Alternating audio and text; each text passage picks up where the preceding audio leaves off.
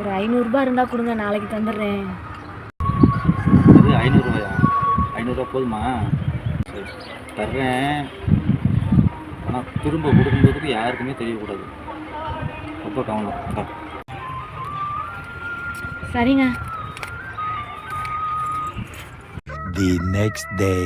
500 வாங்கிட்டு போனாலே ஆளையும் காணா பேரையும் காணா. ஐயா நீட்டுங்க. உங்கள்கிட்ட வாங்கிட்டு போனோம்ல. ஆமாம் 500. ஆமாம். என்ன ஒன்றையும் காணா? காசுங்க நீங்கள் தான் யாருக்குமே தெரியாமல் தந்துமான்னு சொன்னீங்க. காசுங்க கொடுத்த காசுங்க. நீங்கள் தானே யாருக்கும் தெரியாமல் தர சொன்னீங்க.